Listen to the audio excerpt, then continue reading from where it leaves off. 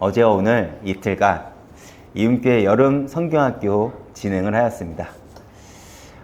이번 여름 성경학교는 9명의 아이들과 함께 했는데 굉장히 정신없었으면서 동시에 사실 이렇게 아이들이 많으니까 교회 안에 생기가 돈다고 생각이 들었습니다. 정말 앞으로도 어떤 기회가 되든 아이들이 교회에 더 많이 나와서 함께 우리가 신앙생활 하면서 더 건강한 교회로 세워지길 소망하는 시간이 되었습니다. 여러분들도 우리 교회 안에 아이들의 소리가 많이 넘치도록 정말 여러분들이 마음 담고 기도해 주시면 감사하겠습니다. 그리고 이번 여름 성경학교는 특히 사모님이 수고를 굉장히 많이 해주셨어요. 사실 저는 거기에 숟가락만 살짝 올렸는데 제가 생각한 것보다 아이들의 참여도 훨씬 좋았고 분위기도 생각보다 좋았던 것 같습니다. 그리고 우리가 어제 함께 관람했던 킹 오브 킹스 영화를 보고 난 후 아이들에게 성경 속 예수님에 대한 이야기를 좀 더 쉽게 설명할 수 있어서 그것도 굉장히 좋았던 것 같아요. 아이들이 그냥 말로만 들면 어려운 그 예수님의 이야기를 이미지로 확인할 수 있게 된 것 같아서 굉장히 좋았던 시간이었던 것 같습니다. 그리고 무엇보다도 여름 성경학교를 위해 기도하고 애써주신 모든 성도님들께 감사 인사드립니다. 이번 여름 성경학교는요, 나는 하나님을 예배해요 라는 주제를 가지고 아이들과 총 오늘까지 해서 3번의 말씀과 공과 공부를 통해서 예배가 무엇인지에 대해서 우리가 함께 배우는 시간을 가졌습니다. 여러분, 우리는 왜 예배를 드릴까요? 우리는 예배를 통해 하나님을 인격적으로 경험하고 하나님을 배워가고 알아갑니다. 제가 늘 말하는 거지만 우리는 예수님이 누구신지 정확하게 알고 믿고 경험할 때 우리의 믿음은 커진다는 사실을 잊지 않으셨으면 좋겠습니다. 그런데 여전히 많은 이들이 예수님에 대해서 굉장히 막연하게 생각을 해요. 그래서 사실 우리는 성경에서 말한 예수가 내 삶에 경험되지 않는다는 것입니다. 그래서 우리는 막연한 예수가 오늘 내 삶에 경험되기 위해서 이 자리에 나온 것이고 예배를 통해서 그리고 선포된 말씀을 통해서 하나님은 우리에게 응답을 하신다는 것이죠. 오늘 본문 말씀은요, 이번 여름 성경학교의 전체 주제가 되는 말씀입니다. 그리고 이 말씀은 사실 우리가 신앙생활 하면서 반드시 기억해야 될 말씀이기도 하죠. 그래서 우리가 오늘 이 말씀을 기억하기 위해서 잠깐 먼저 로마서를 기록한 목적과 그 로마서가 어떻게 구성이 되는지 그 구조에 대해서 제가 짧게 언급해 보겠습니다. 로마서는 바울이 로마 교회에게 보낸 편지입니다. 당시 로마는 어떤 곳이죠? 세계 중심이었습니다. 그래서 자연스레 로마 곳곳에 예수를 믿는 이들이 모이면서 교회가 세워지게 되었어요. 그런데 그러다 보니까 로마 교회 안에 많은 문제가 생기기 시작합니다. 그 중에 가장 큰 문제는 무엇이냐? 유대인 그리스도인들과 이방인 그리스도인간들의 문화적이나 정서적으로 많은 갈등이 있게 된 거예요. 그때 바울은 로마 교회에게 이 로마서를 보내면서 예수 그리스도를 통한 오직 믿음으로 말미암는 구원이라는 복음을 굉장히 신학적이고 체계적으로 설명하고 이를 통해 성도들이 하나가 되고 화목하며 하나님 뜻대로 살아가야 함을 강조하자고 했습니다. 또한 바울은 또 다른 목적이 있었어요. 이 편지를 쓴 그것이 무엇이냐면 바울은 이 편지를 통해 자신이 서바나, 오늘로 말할 것 같으면 스페인이겠죠. 스페인 지역으로 선교를 떠나기 전 이 로마 교회의 협력과 지원을 요청하면서 자신의 사명을 나누고자 했습니다. 한마디 이 로마서는 복음의 핵심을 명확히 제시하고 교회의 연합을 강조하며 온 열방 가운데 복음을 전하고자 하는 바울의 소망이 담긴 서신서라는 것이죠. 그리고 로마서 9절 잠시 보면 로마서는 총 16장으로 구성이 되어 있는 서신서입니다. 먼저 1장부터 11장까지는 바울이 교리에 대해서 굉장히 자세하게 설명을 하고 있습니다. 그리고 12장부터 16장까지는 그 설명한 말씀에 대한 삶의 적용에 대해서 자세하게 다루고 있죠. 교리는 무엇인가요? 그렇다면요. 교리를 생각하면 우리는 딱딱하다고 생각을 하잖아요. 그런데 교리는 이거예요. 하나님이 우리를 위해 행동하시는 것들에 대한 내용. 이것이 교리입니다. 그래서 로마서의 전반부는 우리가 믿어야 할 것들을 먼저 다루고 있고, 그리고 후반부 12장부터 16장까지는 우리가 하나님을 위해 행할 것들을 다루고 있다고 말할 수 있습니다. 특히 오늘 우리가 읽은 본문인 로마서 12장 1절에서 5절은요. 12장부터 16장의 말씀을 압축해 놓은 말씀이라고 볼 수 있어요. 왜냐? 내가 모든 걸 아무리 다 잘해도요. 예배가 무너지면 끝이거든요. 내가 예배가 온전히 서지 않는다면 내가 아무리 열심을 내고 아무리 헌신을 해도 그 헌신과 수고는 아무런 유익이 되지 않는다는 것입니다. 그래서 오늘 이 말씀을 우리가 깊이 묵상하시면서 내 삶의 토대로 삼으시길 바라겠습니다. 오늘 12장 이 말씀은요. 로마서 12장 이 말씀을 어떻게 시작하죠? 그러므로 라고 시작을 합니다. 무슨 의미죠? 1장부터 11장을 전제로 한다는 거예요. 이 말씀을 전제로 그러므로 이제 너희는 이렇게 살라는 것입니다. 즉 하나님께서 우리를 구원하기 위해 하나님의 하신 일을 이제 너희가 알았다면 그러므로 너희들은 이런 삶을 살아야 된다는 거예요. 즉 로마서 11장까지 우리는 머물면 안 되고 12장 이후, 다시 말해 복음을 삶에서 적용하는 그 단계까지 가야 된다는 것입니다. 사실 제가 현장을 가고 교회에서 사역을 하다 보면 오늘날 교회의 문제가 무엇인지 아십니까? 복음을 모르지 않아요. 예수가 누구인지도 알고요.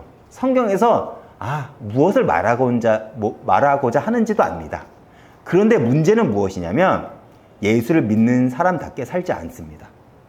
오늘날 교회가 세상에 외면받는 이유겠죠. 토그 와그너라고 하는 교육 전문가가 있어요. 그 교수가 자신의 저서인 이노베이터 탄생이라는 책에서 이런 말을 했습니다. 세상은 당신이 무엇을 알고 있는지에 관심이 없다. 오직 당신이 아는 것으로 무엇을 할 수 있는지가 중요하다라는 말을 했습니다. 이게 무슨 말입니까? 오늘 말씀을 적용해서 다시 해석을 해보자면 11장까지의 복음의 내용은 우리가 잘 알고 있어요. 그런데 내가 알고 있는 이 복음의 내용들을 나는 어떻게 증명할 수 있느냐예요. 그것을 지금 바울 사도는 우리에게 요구하고 있는 것입니다. 그렇지 않으면 복음이 되지 않는다는 거예요. 야고보서 2장을 제가 한번 읽어보겠습니다. 17절입니다. 이와 같이 행함이 없는 믿음은 그 자체가 죽은 믿음이라. 무슨 말이죠? 하나님의 말씀을, 복음을 머리에만 가둬두면 그 믿음은 죽었다는 것입니다. 더 나아가 야고보 사도는 2장 20절에 다시 이 말을 반복합니다. 제가 읽어보겠습니다. 영혼 없는 몸이 죽은 것 같이 행함이 없는 믿음은 뭐라고요? 죽은 것이니라. 지금 야고보 사도는 같은 말을 반복하면서 신앙생활이라는 것은 무엇이냐? 내가 아는 것으로만 멈추면 되는 것이 아니라 그것이 삶으로 나타날 때야만 비로소 증명된다고 강조하고 있는 거예요. 다시 로마서로 돌아가 제가 1절을 읽어보겠습니다. 모든 자비하심으로 너희에게 권하노니. 여러분, 여기서 말하는 자비하심은 무엇일까요? 여기서 나오는 자비라는 단어는 그 정확한 의미는 고난이나 어려움에 빠진 사람들의 깊은 감정 등을 나타낼 때 사용되는 단어예요. 그리고 이 단어는 성경에서요, 우리를 향하신 하나님 마음을 표현할 때 사용됩니다. 대표적인 예가 어디 있냐면 예레미야서 31장 20절에 이 표현이 굉장히 잘 나타나 있어요. 제가 한번 읽어보겠습니다. 에브라임은 나의 사랑하는 아들, 기뻐하는 자식이 아니냐? 내가 그를 책망하여 말할 때마다 깊이 생각하노라. 그러므로 그를 위하여 내 창자가 들끓느니 내가 반드시 그를 불쌍히 여기리라. 여호와의 말씀이니라. 여기서 어떤 단어가 자비하심일까요? 바로 여기서 나오는 창자가 바로 히브리어로 라함이라고 하는데 이 단어가 즉 오늘 본문에서 나오는 자비와 같은 단어입니다. 같은 의미예요. 당시 북이스라엘이 돌아오기 전까지 간절한 마음으로 그들을 긍휼히 여기는 하나님의 애절한 마음, 들끓는 마음, 그것이 바로 자비하심이라는 것입니다. 북이스라엘이 타락했죠. 하나님을 자기 멋대로 섬기고 자기 마음대로 예배드리고 타락의 길로 갔습니다. 그럼에도 불구하고 하나님은요, 들끓는 마음을 가지고 그들을 기다리신다고 합니다. 어떤 마음을 가지고요? 자비하신 마음으로요. 우리도 지난 인생을 돌아보면 이런 하나님의 인내가 없었다면 우리는 아마도 이 자리에 없었을 거라는 거예요. 그러나 하나님은 부족한 우리를 애절한 마음으로 끝까지 붙잡아 주셨습니다. 그렇게 우리가 사실 이 자리에 있는 거예요. 예수를 믿는다는 것은 무엇이냐면 하나님의 은혜가 없다면 우리는 할 수 없다는 것입니다. 그런데 문제는 무엇이냐? 그 십자가 앞에 내가 대면해 본 적이 있냐는 거예요. 그 은혜와 감격, 그리고 그 고백이 나에게 있냐는 것입니다. 많은 이들이 왜 교회를 떠나냐? 물론 교회가 문제도 있습니다. 사건도 있습니다. 타락도 했습니다. 꼴 보기 싫죠. 근데 또 다른 문제는 무엇이냐? 대면하기 싫은 거예요. 왜요? 내가 십자가 앞에 나를 대면한다면 나의 그 부족함이, 나의 그 열등감이, 나의 그 죄성이 드러나기 때문에 그것이 보기 싫어서 우리는 십자가를 외면해 버릴 때가 있습니다. 오늘날 인기 있는 교회, 많은 사람들이 열광하는 그 교회의 특징은 무엇입니까? 이 십자가를 빼버린다는 거예요. 내가 하나님 앞에 대면하는 것을 빼버리고 좋은 것, 듣기 좋은 것을 얘기를 한다는 것입니다. 그러나 기억하시기 바랍니다. 하나님은 우리가 괜찮아서 부르신 것이 아니라 우리가 부족해도 그 죄 가운데 살아가도요, 들끓는 마음을 가지고 우리를 기다리신다는 것입니다. 자비하심을 가지고요. 그렇게 우리의 믿음의 시작은 언제든 이 하나님의 은혜에서 시작이 되어야 됩니다. 이것이 전제가 되어야 되고 그 신앙은 그때서야 진짜가 됩니다. 그 사람이 얼마나 오랫동안 교회를 다녔는지도 중요하지 않습니다. 그 사람이 어떤 직분을 가졌는지, 어떤 직업을 가졌는지도 중요하지 않아요. 바로 내가 그 고백의 기초 위에 서 있는가, 그 확인이 중요하다는 것입니다. 그래서 사도 바울이 하나님의 모든 자비하심으로 너희를 권한다고 말합니다. 다른 말로 해볼까요? 하나님이 들끓는 마음으로 우리를 여전히 기다리고 붙잡고 참고 기다리신다는 것입니다. 그리고 여기서 나오는 권한다라는 단어는 우리가 흔히 부탁한다라는 그 정도 약한 개념이 아니에요. 이 단어를 원어로 직접 분석하면 이 단어는 지금부터 여러분들에게 말하는 내용은 예수 그리스도의 죽음을 건 아주 강력한 권면이라는 것입니다. 즉, 하나님은 그 아들 예수 그리스도를 내어주기까지 이루고자 했던 당신의 사랑을 이야기하고 있는 것입니다. 우리가 그 사실을 안다면 우리는 하나님의 은혜에 감격할 수밖에 없겠죠. 내가 얼마나 큰 죄인인지를 안다면, 그리고 내가 그 죄에서 구원받은 사실을 안다면 우리는 감격할 수밖에 없다는 것입니다. 그리고 그 은혜를 기초로 우리는 우리의 삶을 살아갈 수 있습니다. 제가 서론에 로마서는 1장부터 11장까지는 하나님이 우리를 위해 해주신 일들을 기록했고 12장부터 16장까지는 우리가 하나님에게 해야 될 일들을 기록했다고 이야기를 했습니다. 여기서 우리가 해야 할 많은 일 중 제일 먼저 나온 것이 무엇이냐? 바로 예배예요. 우리가 하나님의 은혜를 감격한다면 많은 것들이 우리의 삶에서 바뀌어야 하지만 그 중에 가장 먼저 중요한 것은 뭐냐? 예배에 대한 태도가 달라져야 된다는 것입니다. 내가 정말 하나님을 믿는다면 이것이 가장 먼저 바뀌게 됩니다. 하나님은 그 어떤 섬김보다 가장 먼저 누구를 찾으시죠? 예배자를 찾으시기 때문에 그렇습니다. 요한복음 4장 23절을 제가 한번 보겠습니다.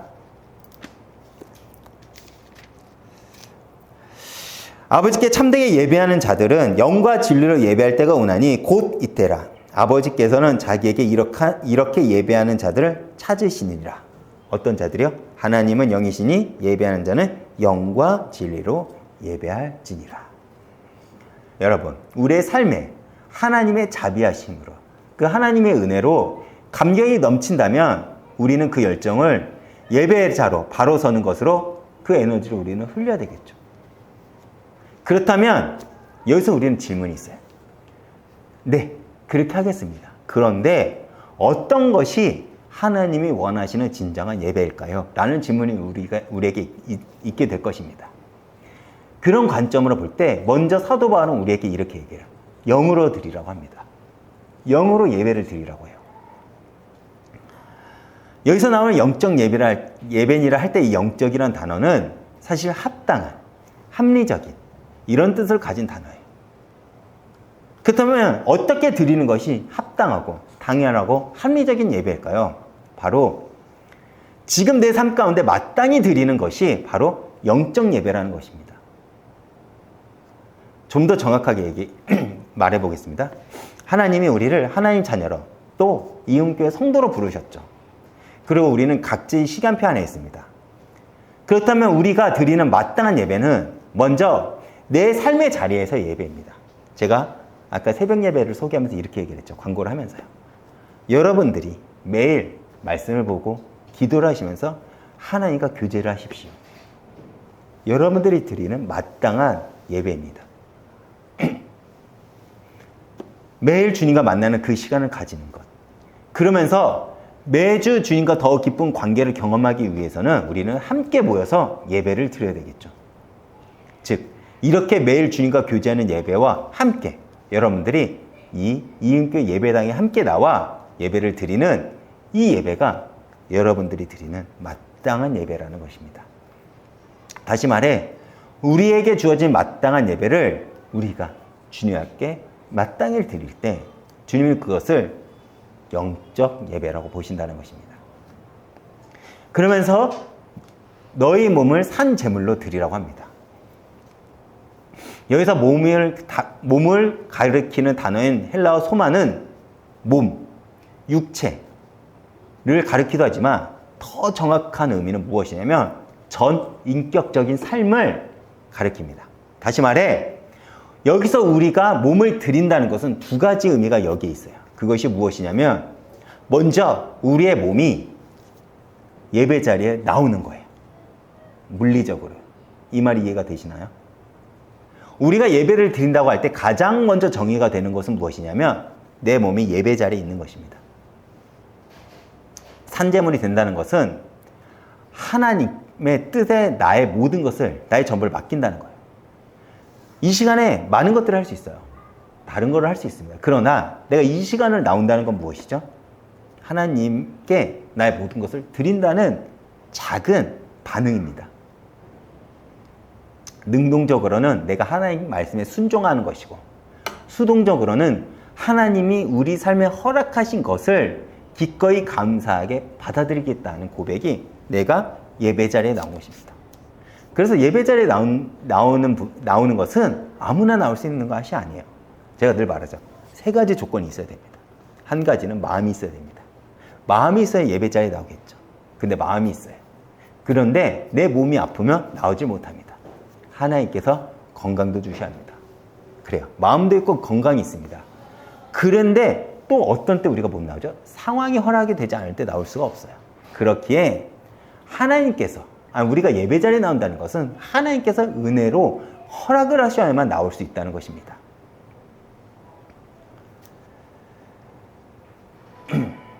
여러분이 앉아있는 이 예배는 예배자로서 설하는 하나님의 말씀에 능동적으로 순종하는 것과 동시에 여러분의 시간표에 주어진 삶에서 수동적으로 감사로 받아들이는 현장의 자리, 지금 이 자리입니다. 그리고 더 나아가 두 번째 의미는 무엇이냐? 내 전 인격적으로 드려지는 삶을 이야기합니다.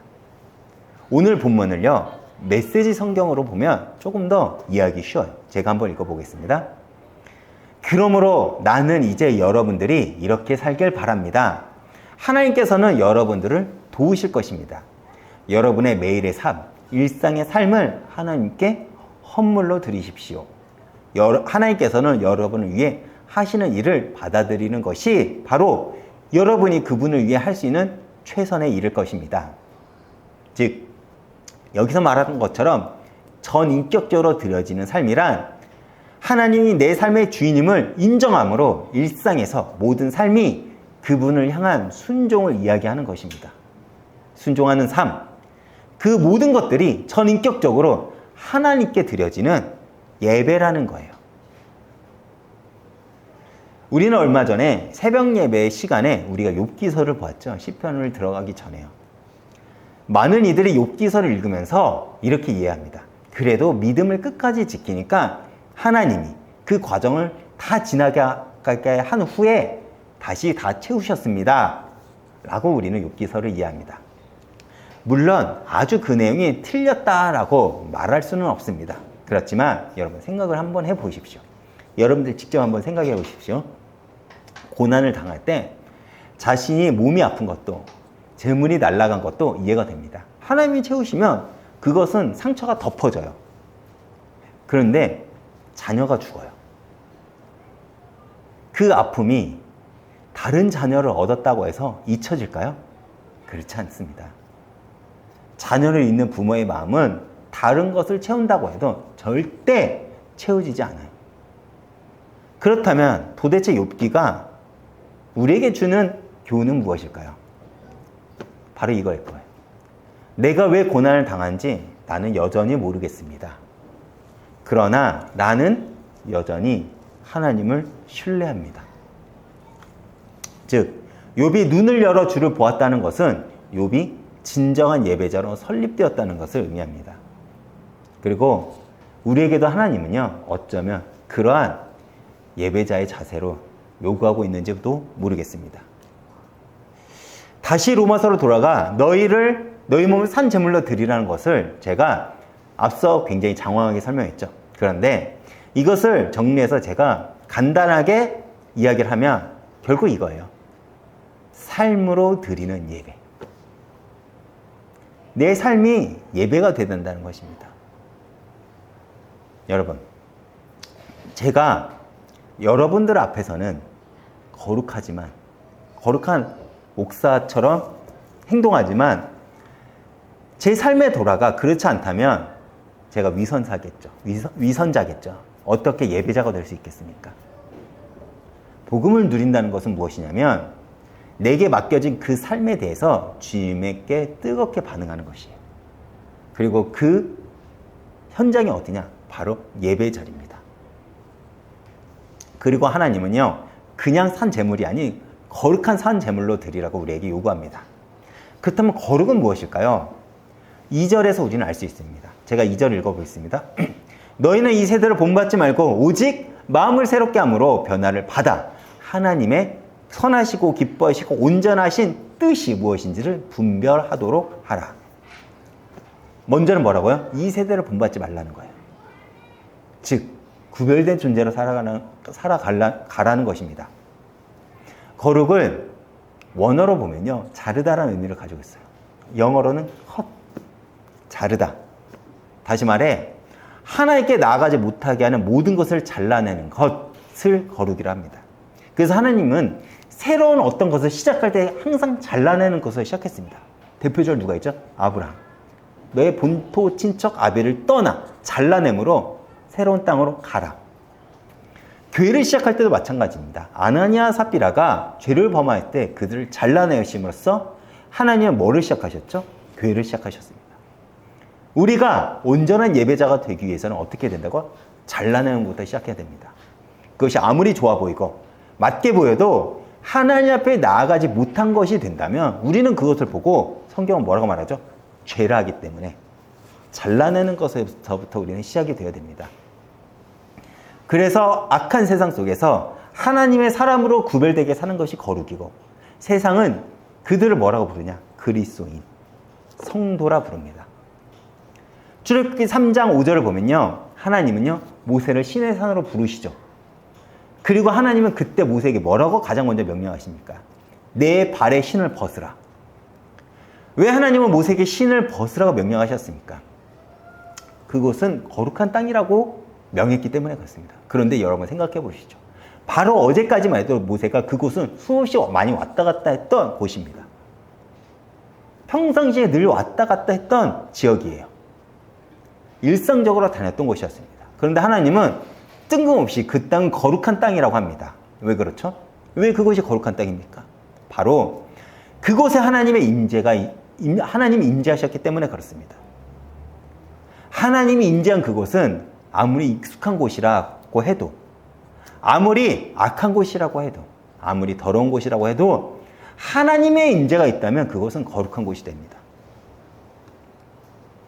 여러분 삶이 그 자리에서 하나님의 임재를 경험하신다면 여러분들의 삶의 자리는 바로 거룩한 곳이 되기 때문에 여러분들의 삶을 들여 거룩한 예배를 드리시길 바랍니다. 그렇게 하나님은 오늘날 우리에게 거룩을 요구하시는 것이죠. 우리가 주님께 이제 온전한 예배를 드렸다면 이제부터 우리는 어떤 삶의 방향으로 가야 할까요? 바로 교회를 향해 가야 됩니다. 그렇다면 교회로서 우리에게 요구하는 것은 무엇입니까? 제가 3절 한번 읽어보겠습니다. 내게 주신 은혜로 말미암아 너희 각 사람에게 말하노니 마땅히 생각할 그 이상의 생각을 품지 말고 오직 하나님께 각 사람에게 나누어 주신 믿음의 분량대로 지혜롭게 생각하라.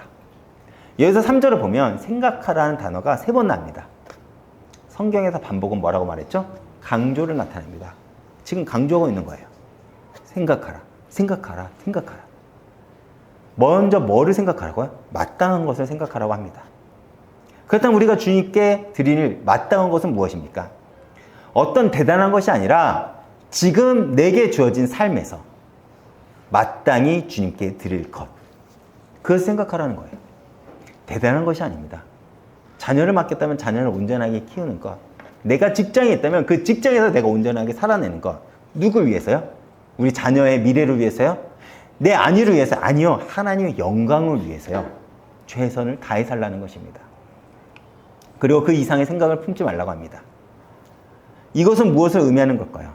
그 이상이라는 것은 원어로 보면 어떤 의미를 가지면 옆에 두다라는 것입니다.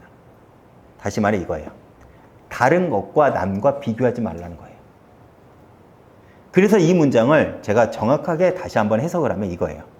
비교하지 말고 당신이 가도록 되어 있는 그 길을 생각하십시오 라는 것입니다. 왜 우리가 시험에 빠지고 교회 안에서 다툼이 일어날까요? 바로 서로를 비교해서 그렇습니다. 사단은 서로 비교하게 함으로써 교회 안에 이간질을 하려고 하고 나를 열등감으로 무너지게 합니다. 세상은 비교하고 경쟁함으로 발전하지만 사실 교회는 그렇지 않아요. 교회는 세상과 구별됨으로 세상을 살립니다. 교회는요, 서로 사랑함으로요, 하나님 붙잡음으로요, 하나님께 받은 은혜를 흘림으로요, 우리는 세상을 살린다는 것이죠. 함께 울어주고 함께 짐을 지어주는 곳이 바로 교회라는 거예요. 그래서 우리를 뭐라고 부르죠? 지체라고 합니다. 지체요. 나만 잘 된다고 좋은 것이 아니라 우리가 함께 성장할 때 그것이 온전하게 하나님이 기뻐하는 몸이 된다는 것입니다. 그러면서 바울은요, 믿음의 분량대로 지혜롭게 생각하라고 우리에게 이야기를 합니다. 사실 저는요, 예수를 잘 믿으면 전도가 되어진다고 생각하는 사람입니다. 그런데 그 전도의 모습은 각각 다를 거예요. 어떤 이는 씨를 뿌리는 역할로, 어떤 이는 물을 주는 역할로, 어떤 이는 가꾸는 역할로, 각각의 모양은 다르겠지만 한 가지 공통점은 무엇이냐면 똑같이 생명을 전달한다는 그 전도가 된다는 것입니다. 성경은 오직 각 사람에게 나누어지지 뭐라고요? 믿음의 분량대로 지혜롭게 생각하라고 합니다. 그렇다면 믿음의 분량은 무엇일까요? 믿음이라는 것은 자기 감정이나 확신은 아닐 것입니다. 믿음은 하나님의 선물이죠. 그리고 그 선물은요, 그리스도를 의미합니다.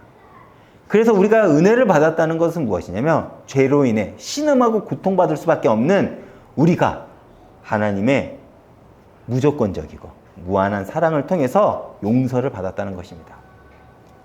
근데 그 죄의 깊이가 누구는 깊고 누구는 얕을까요? 그렇지 않습니다.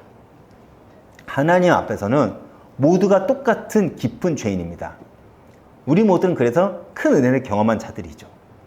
그리고 하나님이 자기의 기쁘신 뜻에 따라 역할과 위치와 기능을 각각 주셨어요.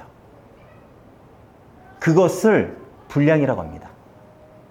그러면 그 역할과 위치와 기능이 다르다고 해서 가치가 다를까요? 그렇지 않죠. 그렇지 않습니다. 우리는 비교를 하니까 자꾸 싸우는 거예요. 누가 높냐, 누가 낮으냐, 누가 옳으냐, 누가 그르냐. 그렇지 않다는 거예요. 그래서 그 이상의 생각을 품지 말라는 것입니다. 너에게 주어진 길이 있다. 내가 너에게 주어진 달란트가 있다는 것입니다. 마땅히 할 것을 생각하라는 거예요. 그러면 우리는 어디를 지향점으로 가져야 될까요? 다시 말해, 바로 교회 머리가 되시는 그리스도입니다. 그리고 우리의 모든 성도는요, 각자의 위치와 기능을 가진 그리스도의 몸이 된다는 것이죠. 여러분들은요, 그리스도 안에서 한 몸이고, 한 가족이고, 하나로 묶였습니다. 그렇기 때문에 우리는 누군가가 아프고, 누군가 힘들다면 내 일이 아니야 외면하는 것이 아니에요. 함께 울어주고, 기도하며 아파해 줄 수 있는 것. 바로 성도입니다. 결론입니다. 여러분, 세상은 가면 갈수록 악해질 것입니다. 그렇다면 갈수록 우리의 신앙은요, 지키기 어려울 것이죠. 오늘날 어린이 성경학교를 하는 것이 많이 없어지고 있다고 합니다. 어린이부가 많이 없다고요. 저희 교회는 감사하게도 어린이들이 함께 모여서 어린이 성경학교를 진행을 했습니다. 하나님의 은혜죠. 이렇게 우리의 신앙을 지키기 어려울 때 어떤 이가 복 있는 자랄까요? 제가 요한계시록 1장 3절 한번 읽어보겠습니다. 이 예언의 말씀을 읽는 자와 듣는 자와 그 가운데 기록한 것을 지키는 자는 복이 있나니 때가 가까움이라. 뭐라고요? 어떤 자가 복이 있다고요? 하나님 말씀을 읽고 듣고 거기서 머무는 것이 아니라 그 말씀을 지키는 자. 제가 그리고 말씀 한 구절을 더 찾아보겠습니다. 누가복음 10장 25절에서 28절입니다. 어떤 율법교사가 일어나 예수님을 시험하여 이르되 선생님이여 내가 무엇을 하여야 영생을 얻으리이까? 예수께서 이르시되 율법에는 뭐라 기록되었으며 내가 어떻게 읽느냐 대답하여 이르되 내 마음을 다하며 목숨을 다하며 힘을 다하며 뜻을 다하여 주 너희 하나님을 사랑하고 또한 내 이웃을 내 자신같이 사랑하라 하였나이다. 여기서 율법교사가 율법으로 이해한 영생을 얻는 비밀을 뭐라고 말하죠? 마음을 다하고 목숨을 다하고 힘을 다하여 뜻을 다하여 하나님을 사랑하고 또 내 이웃을 내 몸과 같이 사랑하는 것, 이것이 영생을 얻는 비밀이라고 율법에는 이야기를 하고 있습니다 라고 율법 교사가 이야기를 합니다. 그때 예수님이 그 말을 듣고 뭐라고 율법 교사에게 이야기를 하나요? 28절 이렇게 말합니다. 예수께서 이르시되 내 대답이 옳도다. 이를 행하라. 그러면 살리라. 쉽게 말해 너가 받은 이 말씀이 하나님의 말씀이고 진리의 말씀이면 그것을 몸을 쳐서라도 행하라는 것입니다. 그렇게 여러분들이 사랑하는 그 행하는 그 과정 속에 하나님의 작품이 만들어지게 된다는 거예요. 내 생각과 마음을 넘어서 하나님과 교회와 지체를 섬기며 사랑하라는 것. 더 나아가 우리가 함께 예배자가 되어 이 복음을 증거하는 것. 하나님의 사람으로 살아가는 것. 하나님의 작품으로 만들어가는 과정이라는 것입니다. 그리고 그때 우리는 믿음으로 세워져 세상이 감당하지 못할 하나님의 증인, 하나님의 사람으로 세워진다는 거예요. 이 말씀을 오늘도 기억하시면서 한 주간도, 아니 일평생 동안 삶으로 드리는 예배자로서 하나님이 기뻐하시는 삶을 살아가길 축복드립니다.